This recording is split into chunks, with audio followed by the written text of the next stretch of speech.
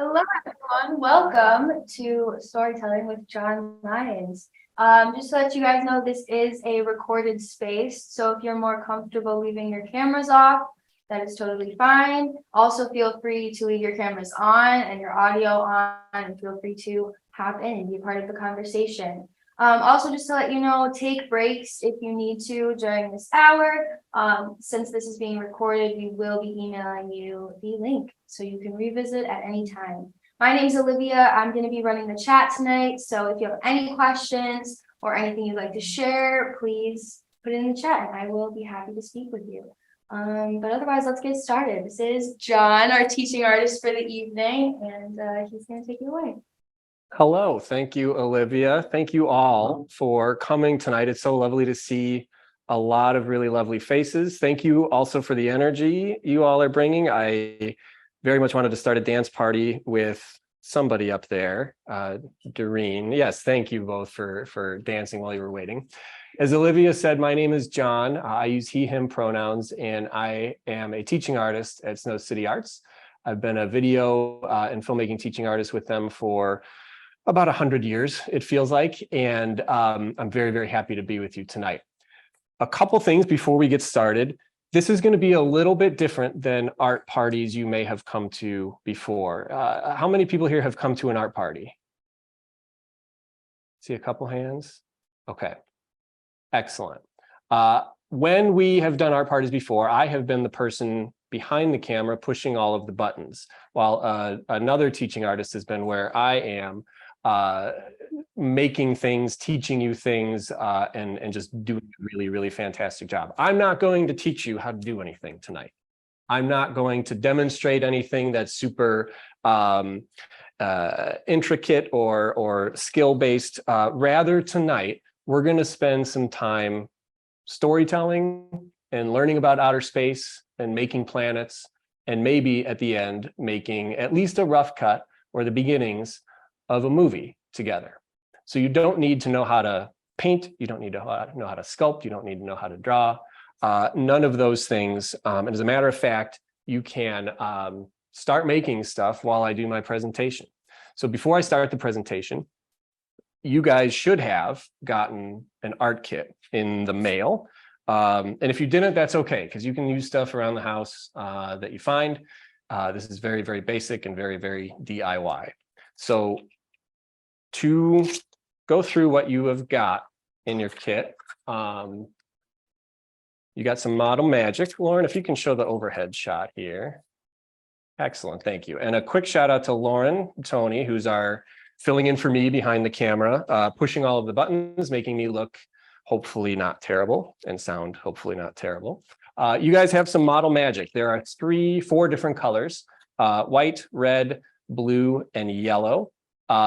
It's pretty easy. You just tear it open.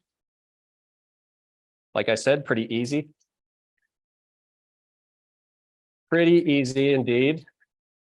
There you go. And you can kind of just, it doesn't stain or get on your hand or do, I mean, you just kind of finagle it. So it's very, very easy. If you've never used it before, do not be intimidated by it. You also have a glue stick, which is super important. A popsicle stick or 2, which will be used for holding our planets, some crayons, and I believe a background sheet.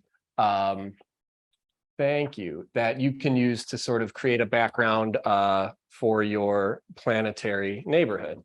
The last thing you've got, everybody will have the exact same spaceship. Here we go. Everybody should get this exact same spaceship. This spaceship is going to be the central character in our movie. This is going to be what kind of goes from planet to planet. So keep an eye on this. Olivia and Sophia, I see a hand up. Sorry. That's okay. We accidentally threw out our little spaceships, but I made us some. Oh, that's amazing. Wow. Wow. Lauren or Jess, can you spotlight those spaceships? Because I just want to take a minute to I made them. That's outstanding. Thank you. Those are okay. So keep those around. We are going to return to those. And And if I you don't have a haven't- spaceship, or if you've accidentally thrown yours out, do not worry. I took some basic shots of my spaceship, and everybody's got the same one, so we can just use this one. Good so far? Yeah. Questions? Other questions? If you I got rid of my popsicle sticks, and so what can I use for a different thing around the household? anything, like if you have a pencil, you can take what you make. If you want to make a 3D planet, you can take it and shove it on a pencil. You can also hold it, or if you can maneuver your camera, we'll get into this in a couple minutes, you can shoot it from above.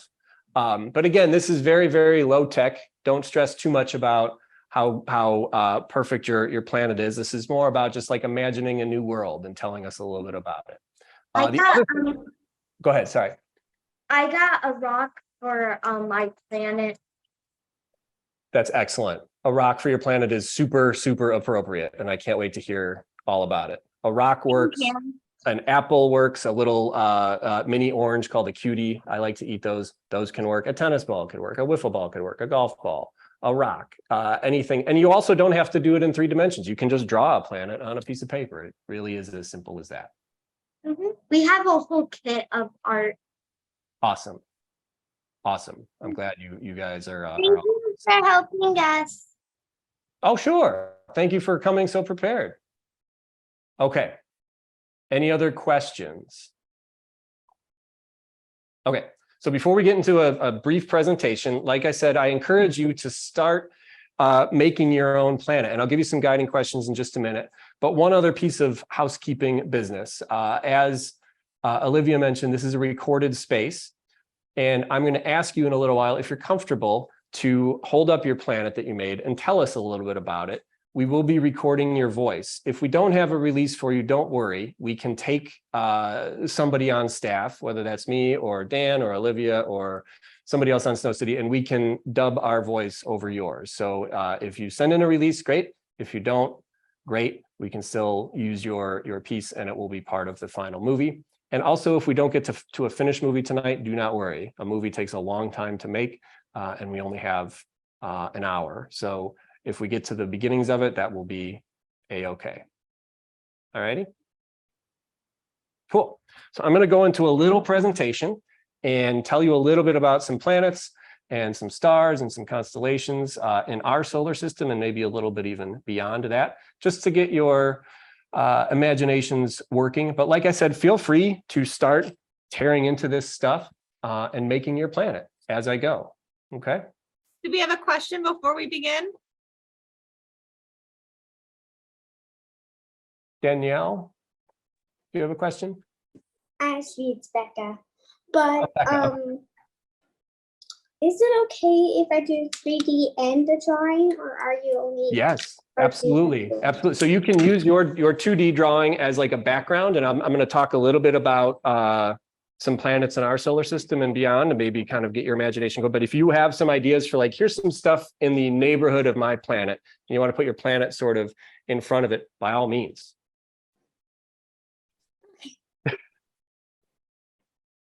Dan's, I think, making fun of me off camera. Struggling to open the model magic. Okay. So with that, let's go into a short presentation. Get rid of this, open up PowerPoint. Okay. And okay. I might scoot over here and bring my thing over here. So before I tell you about planets and stars, a couple guiding questions. Where is your planet in relation to its star? Most planets, not all of them, most planets revolve or orbit around a star. Is it close? Is it far? Is it super far? Think about that. Is it rocky like planet Earth? Is it made of gas like Jupiter? What color is it? Or maybe a better question would be, what colors are on the planet? Very rare to have a planet be all one color. It'd be kind of boring. What is it like on the surface? Put yourself on there if you can survive. Think about the temperature, the color of the light, the color of the sky. What does it look like? What does it sound like? If you're brave enough to take off your spacesuit mask, what does it smell like? Is it super, super cold? Is it super, super hot? Is it super windy? Are there bodies of liquid around? Maybe not even water. Are there oceans of lava, for instance? Start to think about that. And the last question, is there life there on your planet? And if there is, what kind is it? Tell me about who is hanging out in your world that you're making.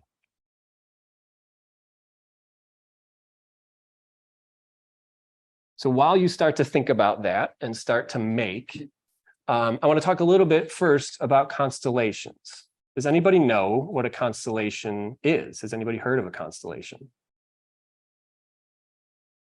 Becca. In the show of National Treasure I watch, constellations are stars that are connected and in a certain angle and everything, and they actually name them, like the Milky Way and Gemini and that type of thing. Okay, Becca, you might just maybe switch seats with me and take over, because that's exactly right. 100%, they're stars that are connected and they make shapes. So here's an example of one. Does anyone know which one this is? Has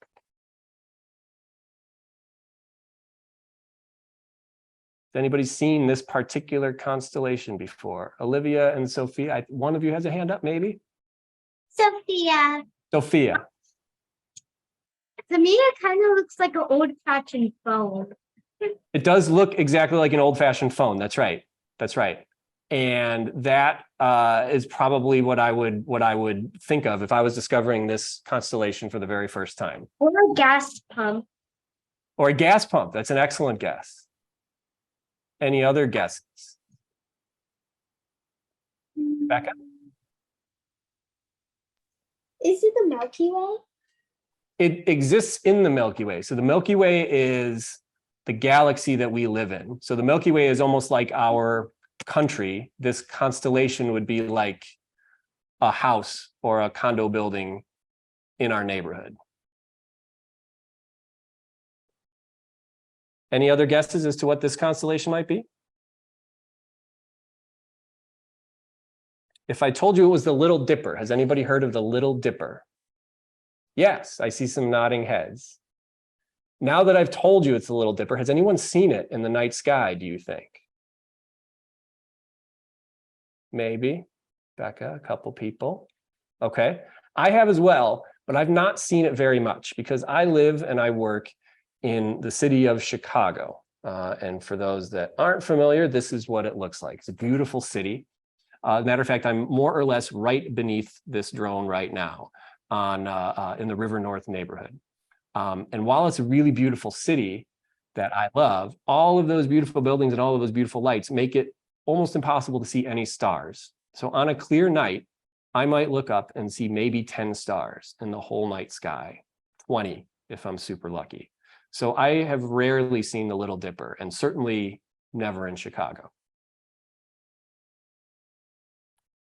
But hundreds of years ago, people in what is now Chicago, when they looked up into the night sky, in their night sky, the same night sky we're looking up into, but before there were all these buildings and lights and cities, they would see somewhere between 2,000 and 3,000 stars in the sky. They would look up and see something like this, if you can believe that, every single night. The land that I'm sitting on right now in Chicago was once home to the Ojibwe tribe of indigenous people. They're also known maybe as the Chippewa. Maybe you've heard of the Chippewa Nation. And they were at one point the largest indigenous tribe north of Mexico. So they were really spread out all over the Great Lakes, up into Canada and right here in Chicago.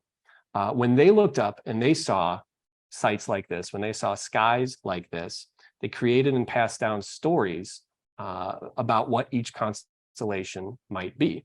And they related those stories to their beliefs and their own lives. Give you an example. One of those stories was about this star cluster. And I'll try and move my cursor so you can see it's this little box of blue right here.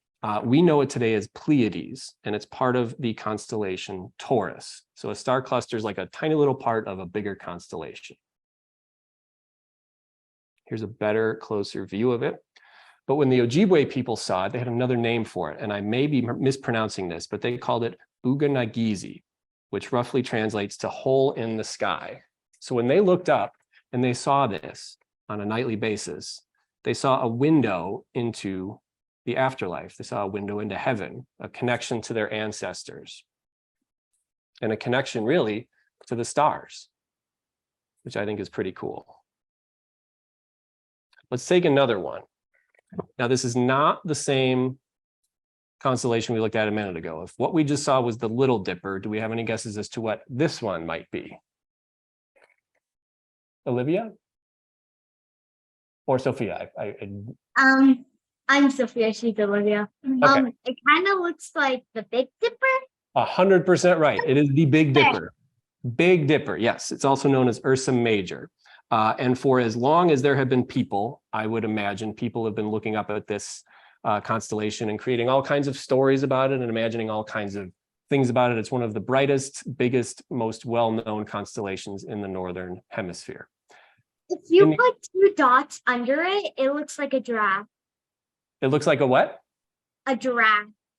It does. It does. That's what's cool about constellations. They're just vague enough where you can kind of imagine just about anything. Some of them are very simple. Some of them are very complex. Some of them I look at and I go, how did you get that? I don't understand how those three stars can be a guy on a horse. But people have really great imaginations. But for this particular constellation, it was not used just to tell stories and imagine things. In the 1800s, right here in the United States, it was also used to save lives, believe it or not. Anybody have a thought as to how stars, particularly this constellation, could be used to save lives? Becca? It can point in the direction. Like I heard of a constellation that can point to like the north. 100% right. So It's like that's right.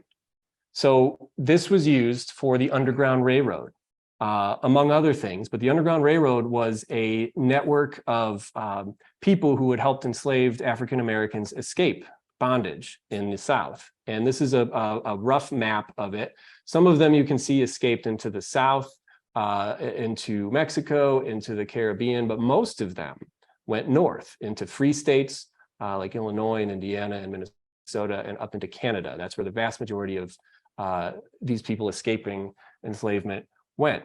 And for most of them, they were traveling alone or in small groups. They were traveling by boat or by foot. And they were traveling hundreds, if not thousands of miles over sometimes man-made trails, but usually natural trails in the middle of nowhere.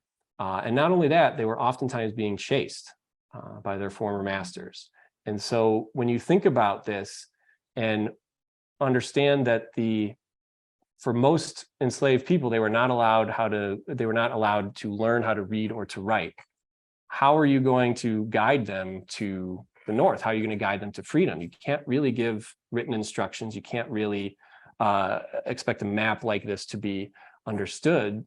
So for a distance that great, how can you help people get north? And the answer, Becca, is 100% right. It was using the Big Dipper, because the Big Dipper, the pot of it, this part of it, points to the North Star, which is in the handle of the Little Dipper, the first constellation we saw a couple minutes ago. This star right here is called Polaris. You may know it as the North Star. As long as you can see the Big Dipper, it would point you to the North Star. As long as you can see the North Star, you could be heading in the right direction. Liam, do you have your hand up? Yes. Okay. Just like in this movie called Moana, they kind of measured the stars like the same thing, like this kind of. 100%. Yeah, using their hands, right, as ways to gauge distance. And also to find their way. It's called celestial navigation, using the stars to find their way. In the absence of a map or a compass or see if I've got it in here. one of these things, right? They're not always around. So when you can see the stars, they're a tremendous help in helping you find where you need to go. I agree. Excellent. Okay, so we've been talking thus far about constellations. But I want to talk a little bit for a brief amount of time about planets.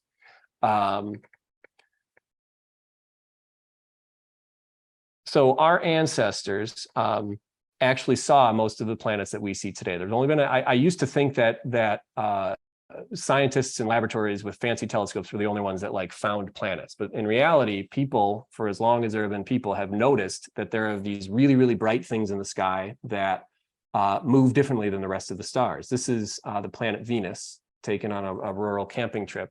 And it was so bright when I was there that it could actually cast a shadow. So you can imagine people looking at this hundreds of years ago, thousands of years ago, and say, what is that thing? And there was a name before we invented the word planet and really understood what it was. They called them the wanderers. So before, or as we were getting to make our own planets, I want to teach you some of the cool facts about the planets in our solar system. And we're going to start with the thing that makes it all possible, the sun. It is the center of our solar system. Everything in our solar system, by definition, orbits around the sun. So to use my analogy from a couple minutes ago, if the solar system is our neighborhood or our city, this is downtown. The average surface temperature is 10,000 degrees Fahrenheit. Think about that for a minute. It is 91 degrees here in Chicago. Jess, you are in Santa Fe. It's 100 degrees maybe. And rightfully griping about the temperature there, but it could be worse. It is 4.5 billion years old. And it is big enough to hold 1.3 planet Earths inside of it, which is kind of nuts. Olivia or Sophia, I think your hand is up. Olivia. Yes. I know there's a planet that I think maybe it was the sun. It was made before Earth. Before, yes, there are like, so there are parts of planets that formed before our sun, and everything was kind of forming at various points, and it took a long time for everything to kind of get into this regular orbit that we come to rely on now. But for a while, it was just stuff was going on all over the place. Planets forming here, like planets blowing up here. Like some of them were just rocks before. Some of them were just rocks, some of them were just gas, some of them were just dust. And I know one planet was called Uranus, I guess. Yeah, yeah. Keep that in mind. We're gonna. I don't remember if we're gonna talk about that, but keep that in mind. The first planet we're gonna talk about is Venus, and sometimes it's called Earth's twin because it's very close in size to planet Earth, and it's very close in distance to planet Earth. But if we're going to be twins with Venus, they, for all intents and purposes, are the evil twin.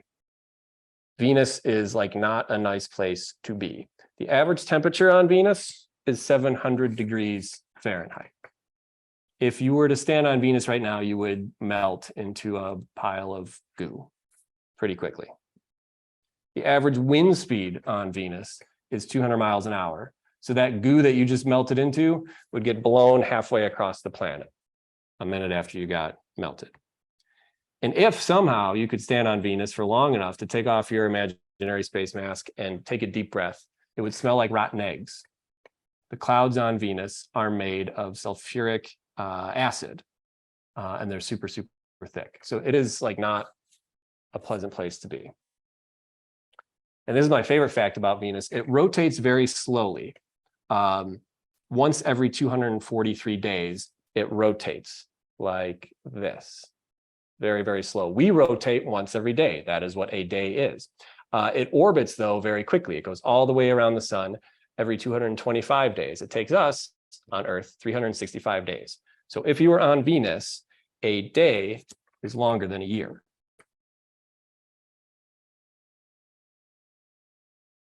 The next planet I want to talk about is Jupiter. And I don't want to talk about Jupiter, actually. I lied. As beautiful as Jupiter is, I want to talk about this little guy here off to the left. This is a Jupiter moon called Europa. And it was one of the moons discovered by Galileo back in the 1600s with a homemade telescope. There's 4 Galilean moons that Jupiter has. They're very famous. This is by far my favorite one. It's roughly the size of our moon. But why do we care? Like, so there's this rock that kind of looks like our moon way out in the middle of the solar system. Who cares, John? That's an excellent question.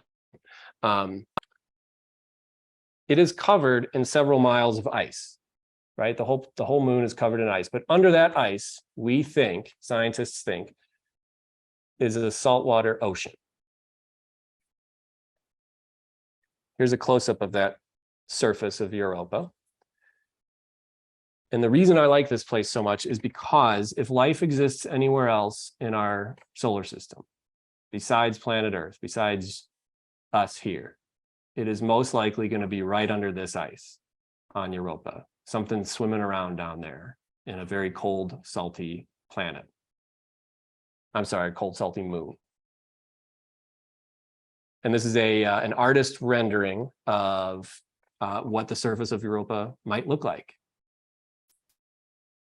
In the back there, that's the sun, believe it or not. This is what like high noon would look like. Very, very dark. And when you wake up in the morning, Jupiter would kind of take over most of the sky. All right, anyone know what planet this might be? Ooh, everybody knows what planet this is. Everybody knows what it is. Just shout it out. Jupiter. Venus. Close. Oh, wait a minute. Saturn. Saturn. Good. The Jupiter and Saturn are the 2 real superstars of our solar system. It's easy to get them mixed up. These would, like, if we were to send a postcard to another solar system across the galaxy, this would probably be on the postcard. Like, come see us. We've got this. It's very, very beautiful. And this, it looks like a painting. This picture, it's actually a photograph taken by a spacecraft called Cassini 10 years ago in 2013. And here's another view of the same planet, same spacecraft a couple years later. The rings of Saturn are probably the most famous part, and they are really, really interesting. They're made up of dust and little tiny ice particles, and they reflect sunlight back to us. That's the only reason we can see them. They extend really, really far out away from the planet, up to 50,000 miles. But if you were to look at them straight on, you couldn't really see them. At their thinnest, it's only 30 feet thick. So they're like paper thin. And at their thickest, it's like 1 mile. So 1 mile thick compared to 50,000 miles wide. So we're very lucky that we can see them right now in this point in time, because at some point in time in the near future, a couple of years, Saturn's going to tilt. And when we look at it, we're going to be looking straight into the rings, and we're not going to be able to see them for a little while. I forgot to do the bullet points. Oh, my last fact about Saturn. I don't know how we know this, but it's the least dense planet in the solar system. If we found a bathtub big enough, it'd be like a super big bathtub, and we plopped Saturn in it, it would float.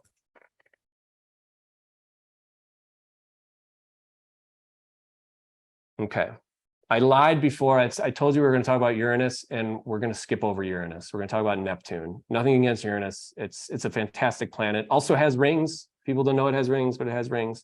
And you can make like a clone of Uranus for your own planet. We're going to talk about Neptune.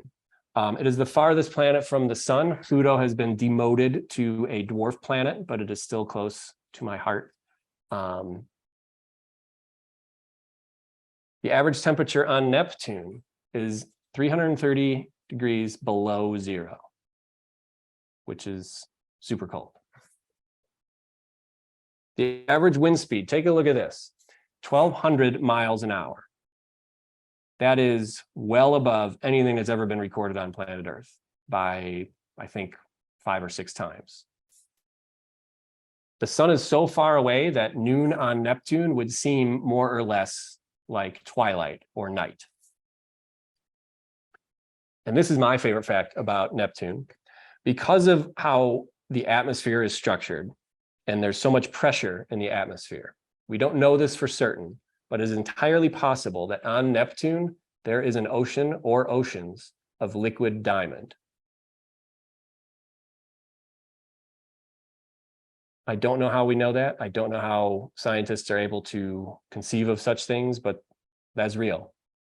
That's real. Olivia and Sophia are doing the liquid diamond dance. I like that. So we haven't talked about exoplanets, and I want to do that before we're done. Does anybody know what an exoplanet is? Has anybody heard of an exoplanet?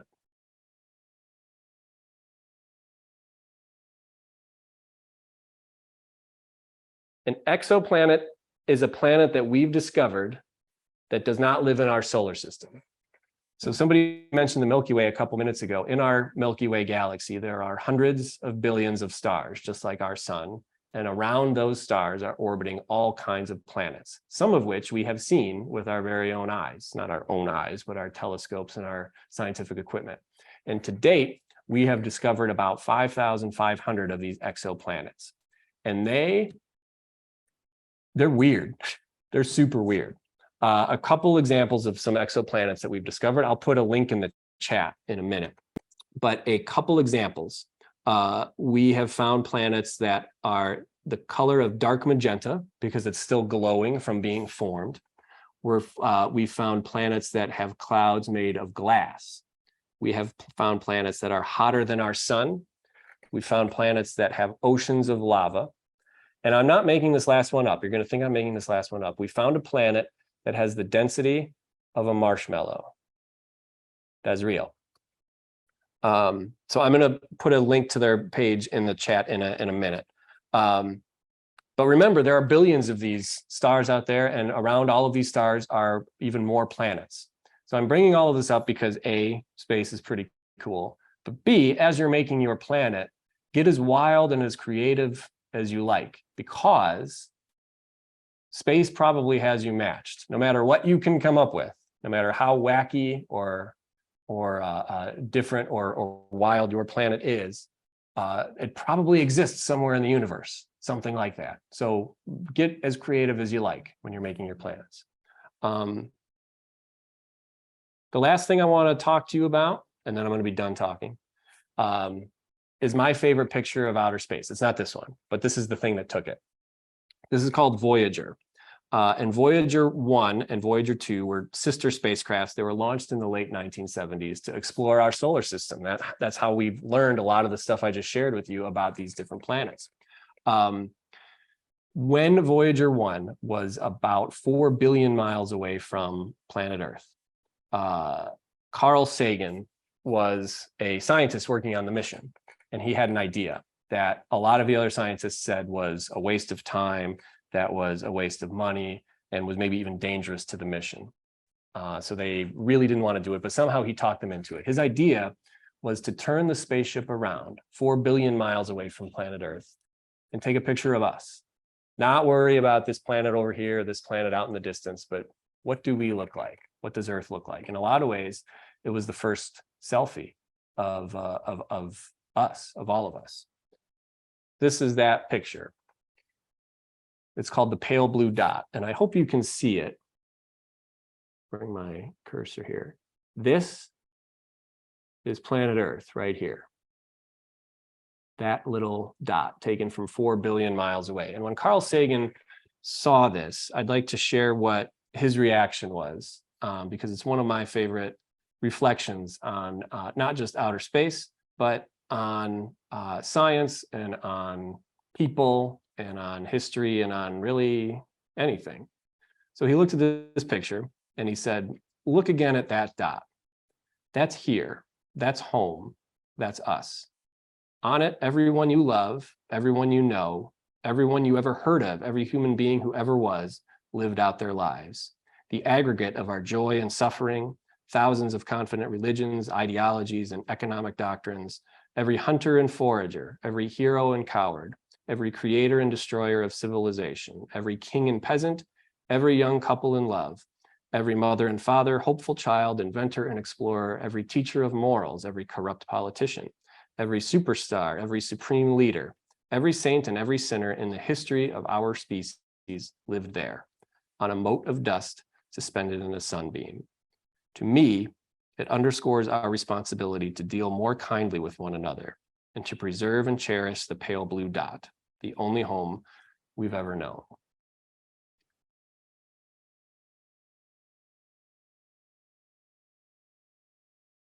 So with that, let's make our own plans.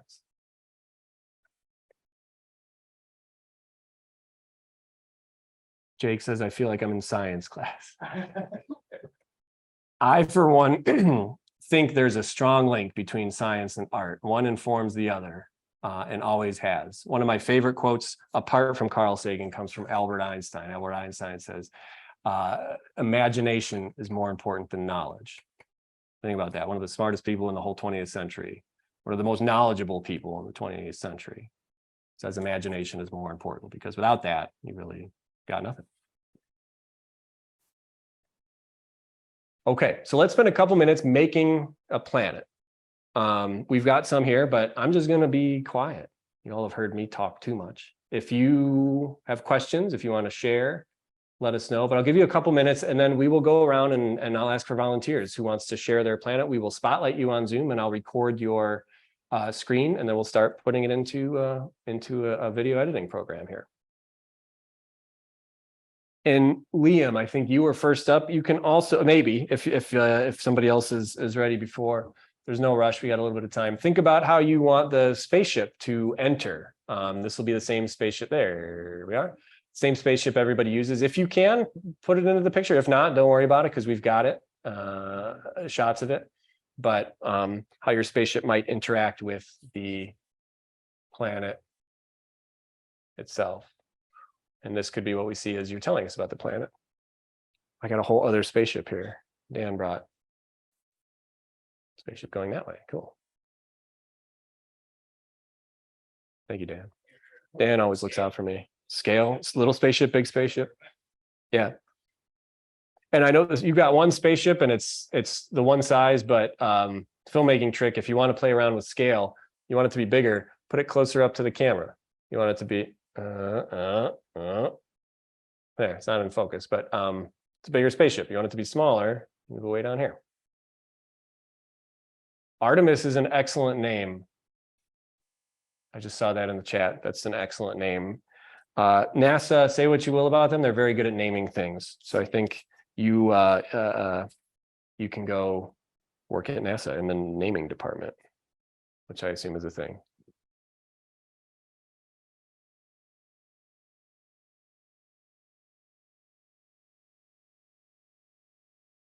New project. Here we go. Sophia? Olivia. Sophia, 50-50.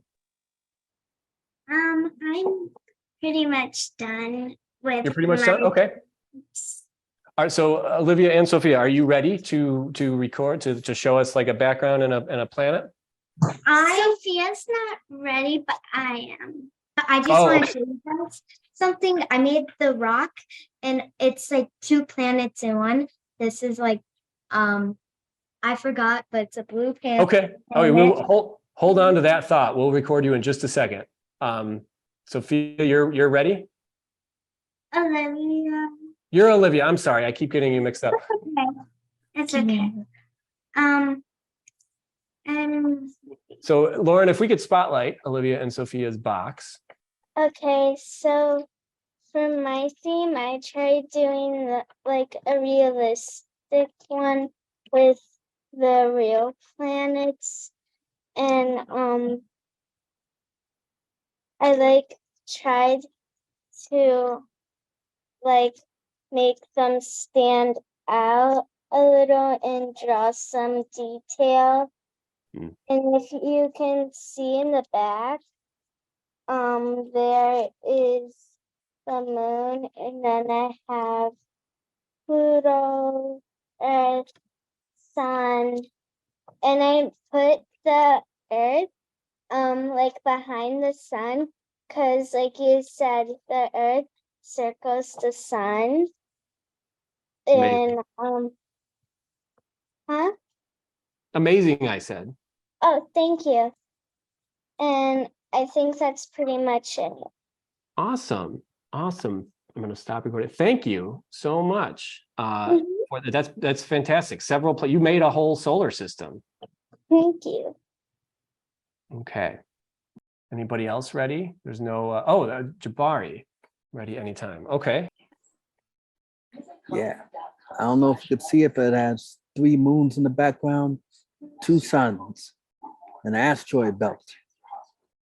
It has it has a sea, but I don't know what the sea is made of yet. And then the land is made of something like clay. Awesome. Thank you, Jabari. I got it. Jabari, do you have a name for your planet? Same goes for Olivia. Names for your planets? You don't need them. I want to think of a name kind of like, so real planets, like some of the really notable ones, they have actual like names. But there's a lot of planets that they're like strings of numbers and letters. I want to think of one like that. Okay. Okay. And Olivia, you had one? I know what I named mine. What's your name? I named it Alien Solar System. Oh, that's cool. That's excellent. Yeah. Cool. Anybody else ready?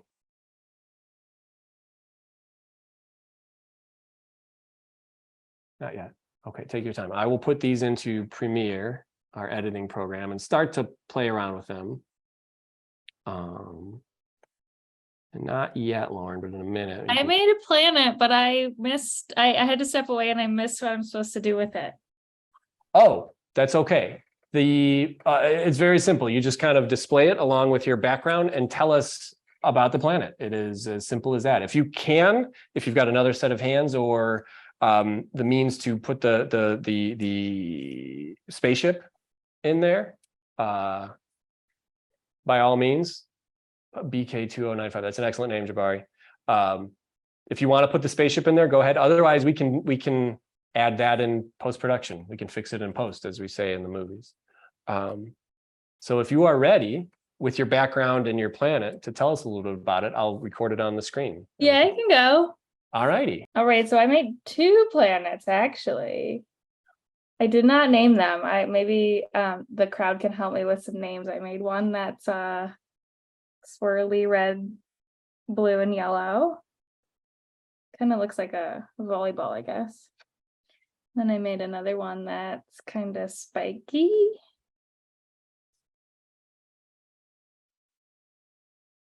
And I don't know if I have enough hands to put the spaceship with the planets, but I'll fly the spaceship across my paper.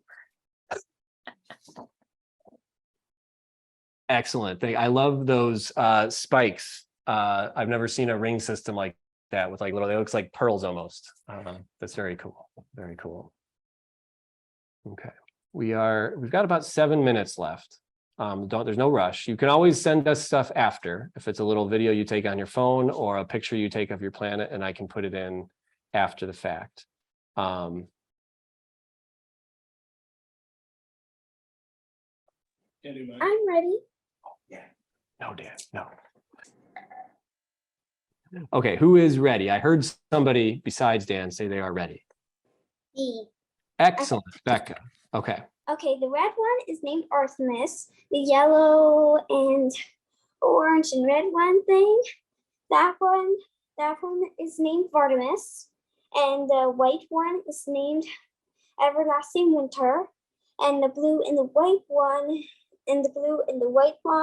one is named, sorry, I'm thinking of it, Silvermus.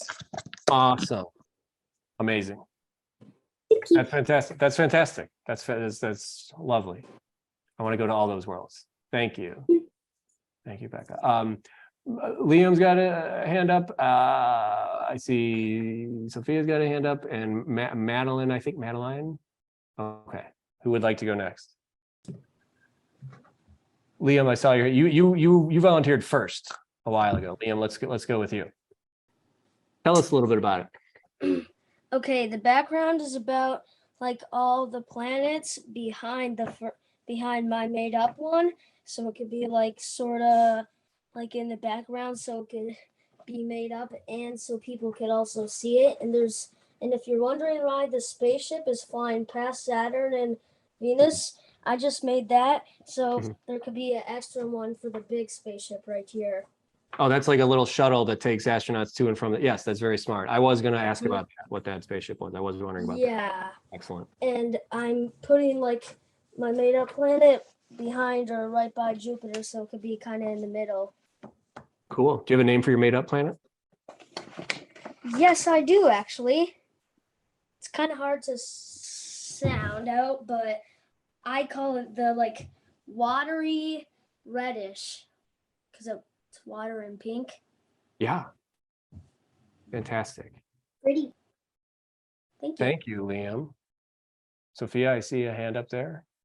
Okay, so this is my made up planet. I'm either calling it the land of the pink or purple galaxy. You guys can choose. And this is the smallest planet.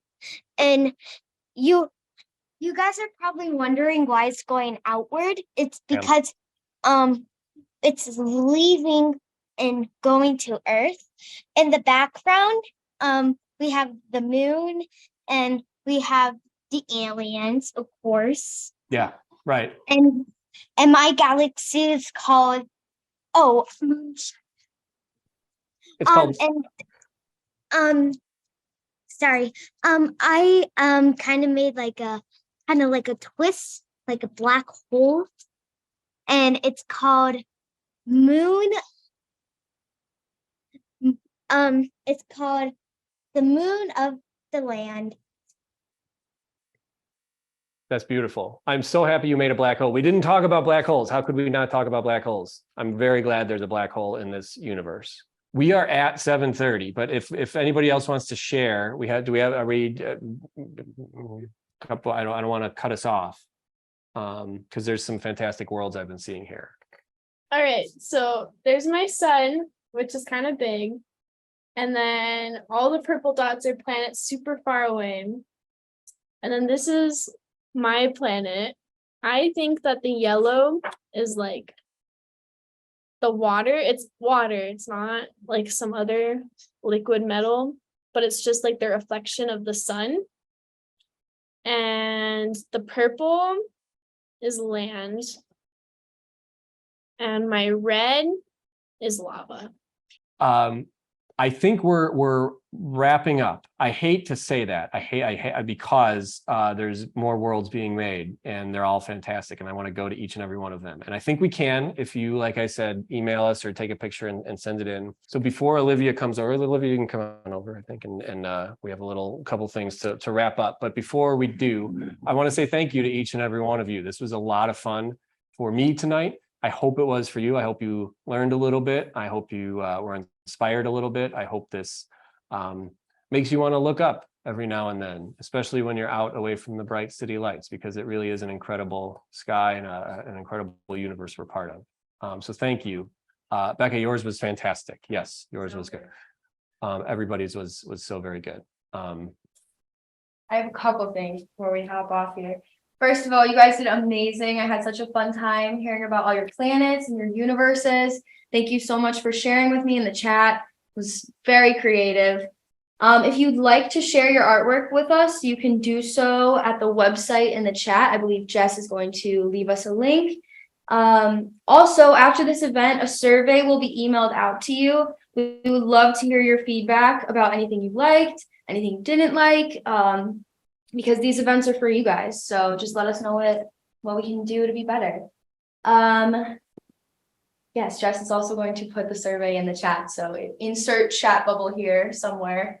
Thank you so much to John for leading us in this amazing storytelling. Thank you, Lauren, for helping us with the cameras. And thank you, Dan, for being here. Our next virtual program is Open Studio on August 30th. With teaching artists Gabe and John again. Is that right? Okay. I think so, yeah. He's gonna prepare in the next month, guys. Open studios are definitely for you guys who are current or previous Snow City Art students. So we would love to see all of you guys there on August 30th. We will also be having another art party in October which is very exciting. So keep an eye out. We will be emailing you guys that date very soon.